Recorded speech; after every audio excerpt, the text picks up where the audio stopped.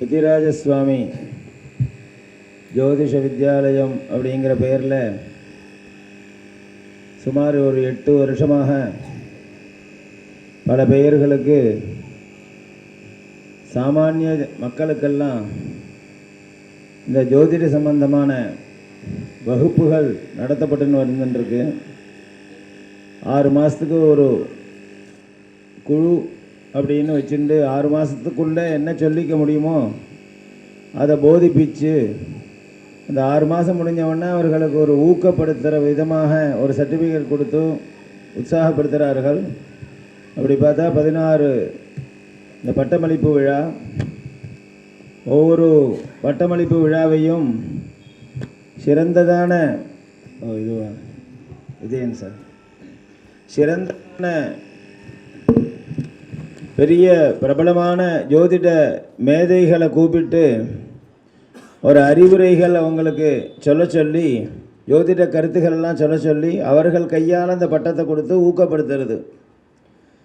இந்த பட்டம் வாங்கின்றவர்கள் பெரிய ஜோதிட மேதை அப்படிங்கிற எண்ணம் அவர்களுக்கு வரக்கூடாது. சதாசிவன் சார் மாதிரி பெரியவர்களும் சொன்னார்கள், இதுதான் ஒரு ஆரம்ப ஸ்டேஜ். ஒரு +2 முடிச்சிருக்கிற லெவலில் தான் நம்ம இருக்கோம். இன்னும் இங்கேயே மேல் படிப்பெல்லாம் இங்கே இந்த வகுப்புலேயே சொல்லித்தரா. சதாசிவம் சார் மாதிரி இருக்கிறவாலாம் 12 அம்சங்கள், 13 அம்சம், 6 அம்சங்கள் எல்லா வகுப்பும் இங்கே கற்றுக்கிறதுக்கான வாய்ப்புகள் ஏற்படுத்தி கொடுக்கப்படுறது.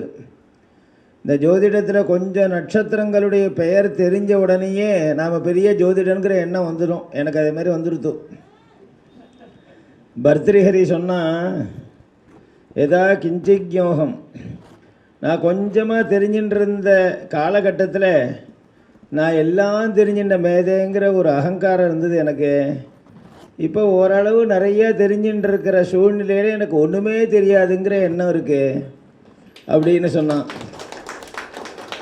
ஏன்னா இது பெரிய ஒரு வேதத்தினுடைய அங்கம். இது வேதம்ங்கிறது மலை மாதிரி இருக்குது. திருக்கழுக்குன்றத்தில் வேதமே மலையாக காட்சி கொடுத்தது. வேதாச்சலம் மலை மாதிரி இருக்கிறதுல ஒரு கைப்பிடி அளவு தான் நம்ம தெரிஞ்சுட்டுருக்கோம். நாம் என்னத்தை தெரிஞ்சுக்க முடியும்?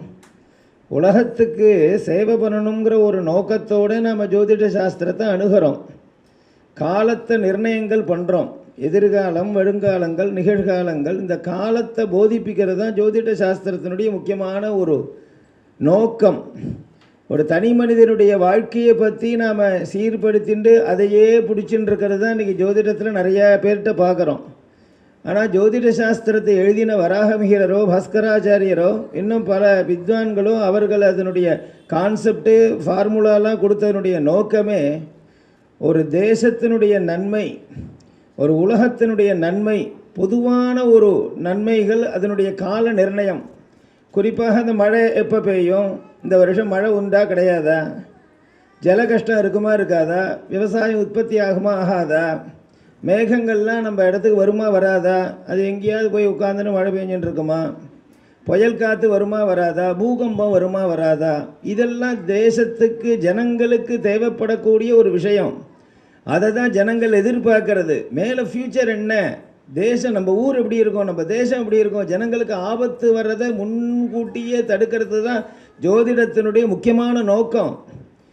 அந்த விஷயத்தில் அனலைஸ் பண்ணி இவர்கள் சொல்லணுங்கிறதுக்காக தான் ரிஷிகள் பல கான்செப்ட் போட்டு எத்தனையோ வருஷத்துக்கான கிரகநிலைகளை அதுக்கான ஃபார்முலாவாக கொடுத்து வகுத்து வச்சுருக்கா. சூரியன் இந்த இடத்துல இருக்கும், சந்திரன் இத்தனை டிகிரியில் இருக்குங்கிறதெல்லாம் பல வருஷத்துக்கு கால்குலேட் பண்ணி போட்டு வச்சாச்சு. இது காரணமே இப்படி கிரகநிலைகள் இருந்தால் பூமியில் இந்தந்த பாதைகள் ஏற்படும், கடல் சீற்றம் வரும், சுனாமி வரும், இந்த ஆபத்துலாம் வராமல் இருக்கணுமே ஒரு முன்னெச்சரிக்கை. ராஜாக்கள்லாம் இந்த ஜோதிடர்களை தான் ஆஸ்தான ஜோதிடர்னு வச்சுட்டு இருப்பா.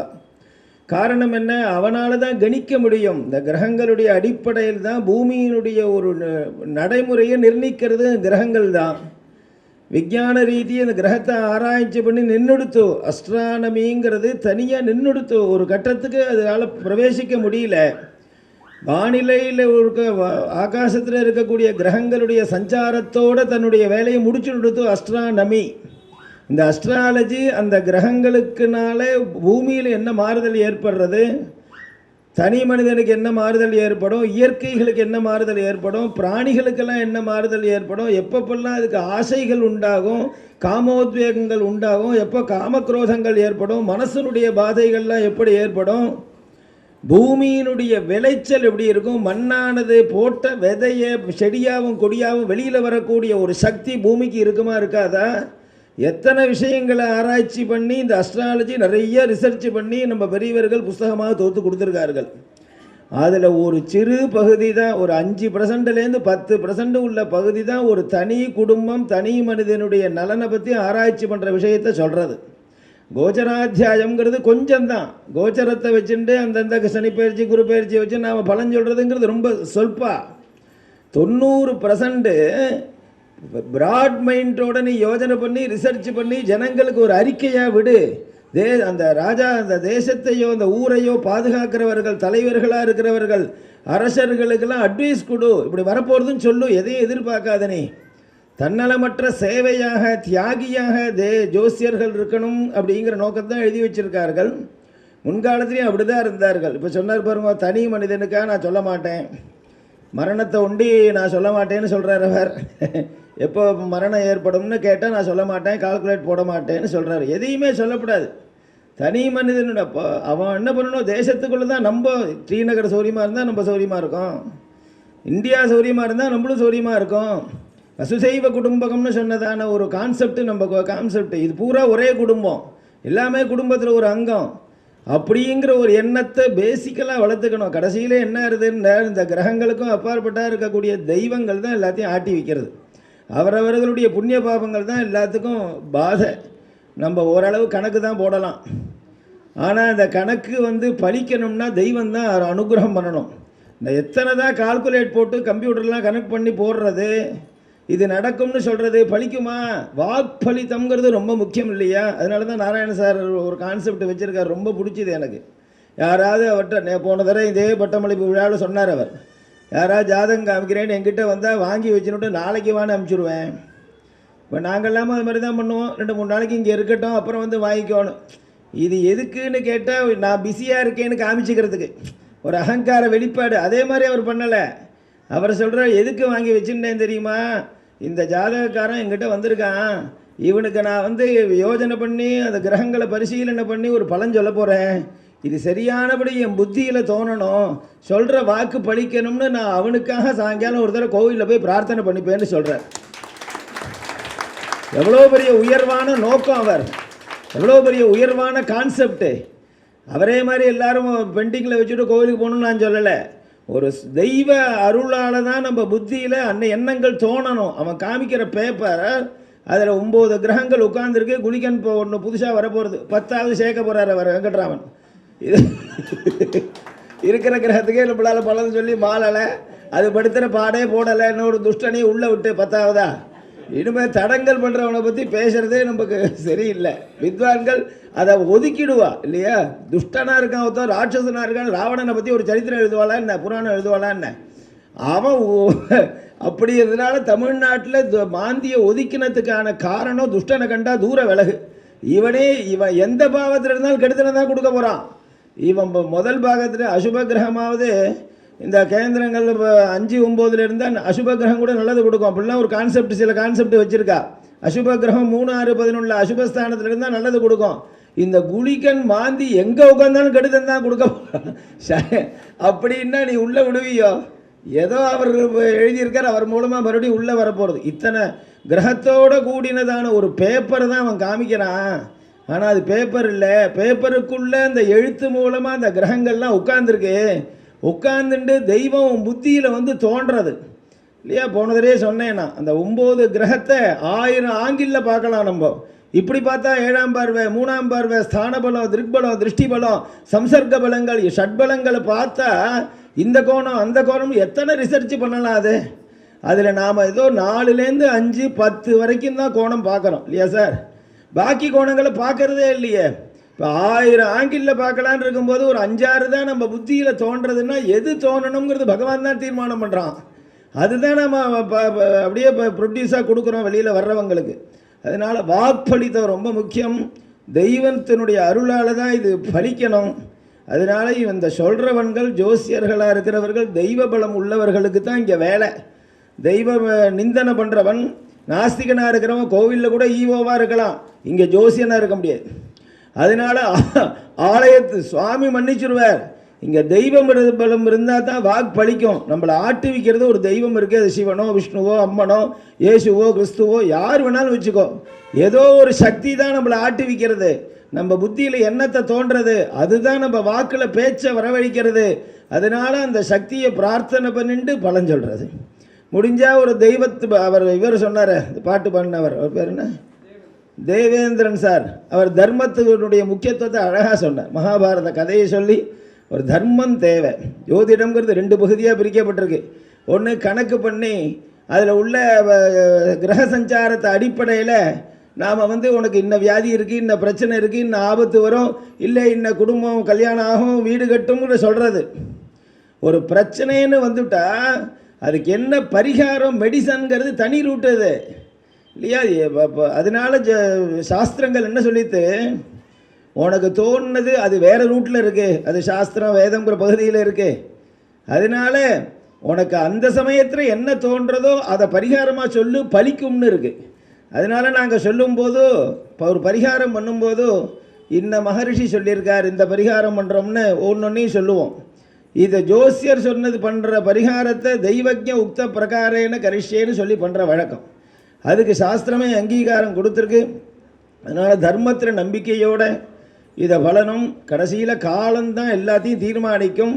நம்ம யார்ட்டையும் சவால் விட்டோ விஞ்ஞானத்துக்கு எதிரடியாக நாம் வேலை செய்கிறோம், சவால் விட்டோங்கிற அகங்காரம் பண்ணி எங்கேயுமே நாம் சாதிக்க போகக்கூடாது. யாரா உனக்கு ஒன்றும் தெரியலையா, ஆமாம் தெரியல, பேசாமல் அடக்கமாக இருப்போமே, தன்னால் யார் நம்மளை எதுக்குறானோ விழுவான். அதனால் யாராக கிரிட்டிசைஸ் பண்ணினா பொறுத்துக்கக்கூடிய பொறுமை வேணும். ஆனால் திங்க் பண்ணிகிட்டே இருக்கணும், திருப்பி திருப்பி ஊகா போக குஷலகாங்கிறார். இந்த காலத்தை பற்றி சொல்லும்போது வைதிக ஸ்ரீலேயே சந்தேக நிவாரணியில் ஒருத்தர் கேட்டிருந்தார், என்னுடைய மரணம் எப்பொழுது நிகழும் என்று நான் தெரிந்து கொள்ள முடியுமான்னு கேட்டார். அவர் எழுதிவிட்டு பிராக்கெட்லேயே எழுதிவிட்டார், ஜோதிடத்தின் அடிப்படையில் சொல்லாதீர்கள்ன்றார். ஜோதிடத்தில் இதுக்குன்னே மாரக தசை நிர்ணயங்கள்லாம் நிறைய சொல்லியிருக்காவா. இப்போ நான் என்ன பண்ணுறது, ரொம்ப யோஜனை பண்ணி தர்மசாஸ்திர புஸ்தகத்தை பெரட்டினா அதில் சொல்லியிருக்கு, அதில் சில கான்செப்ட் சொல்லியிருக்கு. நம்ம மரணம் எப்போ வருங்கிறதுக்கு அதெல்லாம் அப்புறம் சந்தேக நிவாரணையில் எழுதினேன். என்னன்னு கேட்டால், உன் காது நீனே பொத்தின்டா உனக்கு சத்தம் கேட்காதுன்னா கேட்கணும். சத்தமே இல்லாத நிலைமையில் உன் காதில் நின்னா பஞ்சை வச்சுட்டோ இல்லை கார்க்கு வச்சு அரக்கு வச்சு சீல் வச்சுக்கோ. காற்றுலக்குள்ளே வெளி சப்தங்கள் உள்ளே போகாத லெவலில் உன் காதை அடைச்சுட்டா உள்ளுக்குள்ளே ஒரு சப்தம் ஓடுறது, அது காதில் கேட்கணும். கேட்கலேன்னா அன்னிலேருந்து 7வது நாள் உனக்கு திதி, ஸ்ராத்த திதி, நீ அவுட்டு. நன்றாக இருக்கணும். கண்ணில் எந்த காமாலை போன்ற மஞ்சள் காமாலை இல்லை கேட்ராக்ட் எந்த வியாதியும் இருக்காத நிலையில் கண்ணுனால் சாயங்காலத்தில் மரத்து கிடுக்கு வழியாக சந்திரனை பார். ஒரு சந்திரன் தான் தெரியணும், 2 சந்திரன் தெரிஞ்சா 3 நாள் ஓம் தத்சது. நீ நல்லா குளிச்சுட்டு ஈரக்காலோடு நடந்து போ. அந்த ஈரம் பதிஞ்சா அப்படியே மண் உறிஞ்சிக்கக்கூடிய இடம் இல்லை. சில இடங்களில் ஈரம் இருந்தால் கொஞ்சம் நேரம் அப்படியே இருக்கும், 2 நிமிஷம் வரைக்கும் ஈரம் இருக்கும். அதே மாதிரி இடத்துல நடந்து போ. 7 அடி நடந்ததுக்கப்புறம் பின்னால் திரும்பிப்பார். உன் காலடி தெரியலையா, ஒரே நாள் 24 மணி நேரம் டிக்கெட்டு. இதெல்லாம் நான் எழுதியிருக்க மாட்டேன், அவள் திருப்பி கேட்டதுனால எழுதினேன். இது கூட இதே மாதிரி ஒரு சாஸ்திரங்கள் கூட இதுவும் பகவான் தான் தீர்மானம் பண்ணணும். காலத்தை நிர்ணயம். வியாசர்கிட்ட வேதவியாசர் இருந்தார், அவர்கிட்ட ஒரு சீடம் போனான். சுவாமி நீங்கள் எத்தனை புஸ்தகம் எழுதினேன்னு கேட்டான். இப்போ நம்ம காழியூர் மாமா வெங்கட்ராமன் சார்கிட்ட கேட்டேன்னாரே, சார் எத்தனை புஸ்தகம் எழுதியிருக்கேன்னு. எத்தனை புஸ்தகம் எழுதி அவர் கேட்டான். அவர் நான் நிறைய எழுதியிருக்கேன்ப்பா, 18 புராணம் முக்கியமாக எழுதியிருக்கேன். இந்த 18 புராணத்தை யார் படித்து மண்டை வீங்கிறது? அதனால் எனக்கு ஒரே ஒரு கேள்விக்கு பதில் சொல்லுங்க. என்னப்பா பதில்னா, 18 புராணம் எழுதினேன், நான் என்ன எத்தனை நாளைக்கு உசுரோடு இருப்பேன், பூமியில் எத்தனை நாளைக்கு இருப்பேன், கொஞ்சம் சொல்லி ஒத்தாசை பண்ணுங்களேன், இதுலேருந்து உங்கள் புராணத்துலேயும் கிடைக்குமான்னு கேட்டான். அவர் சொன்ன, எனக்கு தெரியாது, அந்த விஷயத்தை பற்றி நாங்கள் டச் பண்ணுறதே இல்லைப்பா. பின்ன யாருன்னார், காலன்னு ஒருத்தன் இருக்கான், அவன் தான் தீர்மானம் பண்ணணும், தேவலோகத்தில் இருக்கான். அவன் சொன்னான், என்ன சித்தா அழிச்சுன்னு போங்களேன் காலன்ட்டேன்னா. என்னப்பா சிஷ்யனாக இருக்கிறதுனால சரி வான்னு சொல்லி அழிச்சுன்னு போனார். இவருக்கும் தெரிஞ்சுக்கணும்னு ஆவல். இந்த காலதேவன்ட்டு அழிச்சுன்னு போனார் மேல் லோகத்துக்கு. போனால் ரொம்ப பிஸியாக இருந்தால் ஒரு மாதிரி பார்த்தார். என்ன இந்த வந்திருக்கான் இல்லையா, இவனுக்கு பேர் தாசன்னு பேர், என்னுடைய சீடன். இவன் எத்தனை நாளைக்கு உசுரோடு இருப்பான் பூலோகத்தில் தெரிஞ்சுக்கணும் அழிச்சுன்னு வந்து. அவர் சொன்னார், அப்போ நான் பெரிய டிபார்ட்மெண்ட்டில் எனக்கு மேலே ஒரு டிபார்ட்மெண்ட் இருக்குது, அவன் போடுற உத்தரவை தான் செல்லுபடி ஆகணும். மிருத்யுன்னு ஒருத்தன் இருக்கான், அங்கே போங்கோ அப்படின்றார். வியாசர் தன்னுடைய தபோபலத்தை வச்சுன்னு மிருத்யு லோகத்துக்கு போனார். மிருத்யு உட்காந்துருந்தான். என் சீடன் தாசனுக்கு எத்தனை நாள் ஆயுஷ்ன்னு தெரிஞ்சுக்கணும் அப்படின்னு. அவன் சொன்னான், தேவலோக ரகசியம் இல்லை கொஞ்சம் சொல்லுங்க. அவன் சொன்னான், எனக்கு மேலே ஒருத்தர் இருக்கான், அவன் தான் யமதர்மராஜாவில் வர்றவன், மகிஷாருடன் எறும்பு மாட்டுக்கு மேலே வர்றவன், பஃபல்லோ மேலே வருவான். அஃபல்லோ மேலே இல்லை, பஃபல்லோ மேலே வரக்கூடிய யமதர்மராஜா அவன்தான் சொல்லணும் அப்படின்னா. யதா வியாசஸ்ச தாசஸ்ச காலோ மிருத்யுர் யமஸ்ததா. யமதர்மராஜாட்ட போனால் பார்க்க முடியாது. யமனுடைய சபையில் 12 பேர் உட்கார்ந்துருப்பா சித்திரகுப்தர்கள். ஒவ்வொருத்தரும் பண்ணக்கூடிய புண்ணிய பாபமும் அங்கே பதிவாயின்னு இருக்கு. ஸ்ரவணாக்கள்னு பேர். அவனுக்கு நாய் வாகனம் 2 நாய் உட்காந்துருக்கு. தர்மதேவத்தை இப்போ சொன்னார், தர்மதேவத்தை நாயாக வந்ததுன்னு. இந்த 2 நாயும் அவனுடைய சபையில் உட்காந்துருக்கு. அதனால யமன்கிட்ட போய் கேட்டான். யமன் சொன்னால், இங்கே ஒரு பெரிய ஒரு குடோன் இருக்குது, அதில் தான் எல்லாருடைய பெயரேடும் எழுதி வச்சுருக்கோம். இப்போ நீங்கள் கேஸ் கம்பெனியெல்லாம் போனேன்னா ஒவ்வொருத்தர் பேர்லேயும் ஒரு அட்டையை வச்சுருப்பா, சொருகி வச்சுருப்பா, உங்கள் நம்பர் என்னமா அட்டை எடுப்பான். அதே மாதிரி எல்லாருடைய பீரியடும் இருக்குது. அதுக்கு ஃப்யூச்சர் ஹவுஸுன்னு பேர், சம்ஸ்கிருதத்தில் பவிதவிய கிரகம்னு பேர். அங்கே போய் அதை பார்த்தா தான் தெரியும் அப்படின்லாம். ஏமா இவ்வளோ தூரம் வந்திருக்கோம், இது என்னாச்சு, ஒவ்வொரு ஸ்டேஜ் போகும்போதும் அங்கங்கே உள்ளவர்களும் சேர்ந்துக்கிறா. நமக்கு ஆர்டர் வருதே, எங்கேருந்து வருது அங்கே தெரிஞ்சுக்கிறோம்னு ஆசல். அதனால வியாசன் அவன் சீடன் தாசனாச்சு, காலதேவனாச்சு, மிருத்யுவாச்சு, யமதர்மராஜா ஆச்சு. இத்தனை பேரும் சேர்ந்து அந்த பவிதவிய கிரகத்துக்கு போனான். எடுத்தா இந்த தாசனுடைய பீரியட் எடுத்தா ஒரு இவனுடைய ஆயுசு எப்போன்னு முடிவு இருக்குது. அதில் என்ன போட்டிருக்கு, எந்த சந்தர்ப்பத்தில் ஒருபொழுதும் ஒன்று சேராததான வியாசர், காலன், மிருத்யு, யமன் அனைவரும் சேர்ந்து இதை படிக்கிறார்களோ அப்போ தாசனுக்கு ஆயுசு முடிவுன்று. யதா வியாசஸ்ச தாசஸ்ச காலோ மிருத்யுர் யமஸ்ததா பவிதவ்ய கிரகம் யாதி ததா தாசோ மரிஷ்யதி. இல்லையா, இதை நான் பிதிருபூஜனத்தையே பதிவு பண்ணியிருக்கேன். எப்போ மரணம்னு யார் சொல்ல முடியும்? மாரக தசையோ தர்மசாஸ்திரமோ ஒரு இண்டு காமிக்கும், அவ்வளோதான். பகவான் தான் தீர்மானம் பண்ணுறான். அதனால அந்தந்த சந்தர்ப்பங்கள், இந்த எண்ணங்கள்லாம் நமக்கு இருக்கணும். ஜோதிஷங்கிறது ஒரு அடிப்படையான வேதத்துக்கு அங்கமான வித்யை. நல்ல முறையில் இங்கே போதிப்பிக்கப்படுறது. எங்களை மாதிரி உள்ளவர்களுடைய கருத்துக்களையும் சொல்கிறதுக்கு ஒரு வாய்ப்பெல்லாம் இங்கே கிடைக்கிறது. இதெல்லாம் நான் ஒன்றும் முழு நேர ஜோதிடனோ இல்லை முழுமையான ஜோதிடனோ இல்லை. ஏதோ வேதங்கள் அடிப்படையில் வேதங்கள் சாஸ்திரங்கள்லாம் படிச்சுவிட்டு வேதத்துக்கு இது ஒரு பார்ட்டுங்கிற லெவலில் ஜோதிஷமும் நாங்கள் தெரிஞ்சுட்டுருக்கோம், அவ்வளோதான். பல பேர் ஜோதிஷத்துக்காகவே பல நேரங்கள் பாடுபட்டு பல வருஷங்கள் ரிசர்ச் எல்லாம் பண்ணி நம்ம நாராயணன் மாமா நல்ல பரம்பரையில் அவர்கள் பெரியவர்களாக நிறையா தபஸ் பண்ணினவர்கள், நிறையா ஆலய தர்மங்கத்தை பரிபாலனம் பண்ணவர்கள், ஆலயங்களை உத்தாரணம் பண்ணினவர்கள். அவர்களுடைய புண்ணியம் பூரா இன்றைக்கி அவர்கிட்ட பலிக்கிறது. வேர்ல்டு பூரா ஃபேமஸாக இருக்கார். எத்தனையோ ஆஸ்திகனாக மாற்றிருக்கார். நிறைய அட்வைஸ் கொடுத்து பல பேரை ப்ராக்டிக்கலாக பல விஷயங்களை அவர் சொல்லி வாக்பலிதத்தோடு இருக்கக்கூடியவர். அவர் இங்கே தலைமை தாங்கி அவரோட கூட நம்மளும் கலந்துட்டோங்கிறது சந்தோஷமாக இருக்குது. ஏன்னா வேதம் சாஸ்திரங்கள் படிச்சுவிட்டு இந்த ஜோதிடமும் தெரிஞ்சுட்டு ஒரு முகத்தில் இருந்துட்டு ஒரு மூலையில் இருந்துட்டு எங்களுக்கு இப்போ பார்க்க போனால் பிராமினாக இருக்கக்கூடிய நாங்கள் தான் ஒதுக்கப்பட்டவராக இருக்கோம். எங்களை யாருமே அப்ரோச் பண்ணுறதில்ல. என்ன ஒரு பயம் இருக்குது, இவங்கெல்லாம் அகங்காரம் பிடிச்சவர்கள். அப்படி இருந்தது வாஸ்தவம்தான். ஆனால் இப்போ எங்களை மாதிரி உள்ளவர்களுக்கு என்ன இருக்குது, எங்கள்கிட்ட உள்ள ஞானங்கள் அறிவெல்லாம் எல்லாருக்கும் போய் சேரணும்னு ஆந்தரமாக நினைக்கிறேன் நான். அப்படி நினைக்கிறவங்கிறது கூட லோகம் அப்ரோச் பண்ண பயப்படுறது. அப்படிங்கிற நிலைமையில் நம்ம நாராயண சார், கௌரி சங்கர் மாதிரி இந்த ஸ்தாபனம் மாதிரி உள்ளவர்கள் இவரை கொண்டு சமூகத்தில் இழுத்து விடணும்னு கொண்டு எங்களையும் இந்த சமானமாக வைதிக வேஷமாக இருந்தால் கூட, இல்லாட்டா சபரி சார் பக்கத்தில் உட்கார முடியுமாண்ணா? அவர் நாலேஜ் என்ன, சதாசிவம் சார் பஞ்சாங்கம் போடுறது தான் கஷ்டம். என்னை மாதிரி பத்திரிக்கை நடத்துறது கஷ்டம் இல்லை. வைதிக ஸ்ரீரத்துறது கஷ்டம் இல்லை. ஒரு பஞ்சாங்கத்தை அடிப்படையாக கணித்து என்னைக்கு சஷ்டி, என்னைக்கு கிருத்திகை, என்னைக்கு அமாவாசை, என்னைக்கு ஸ்ராத்த திதின்னு தர்மசாஸ்திர விஷயத்தை பூரா நிர்ணயம் பண்ணி தெரிஞ்சு போடுறது தான் கஷ்டம். அவர் வெறும் ஜோசியர் இல்லை, தர்மசாஸ்திரம் பூரா அவருக்கு தெரியும். யாரை கன்சல்ட் பண்ணுறாருன்னா எங்களுக்கு தெரியல. ஏன்னா இங்கே ஃபேமஸாக இருக்கிற பஞ்சாங்கம்னா 100 தடவை எங்கள்கிட்ட வந்து கன்சல்ட் பண்ணி போடுறான்.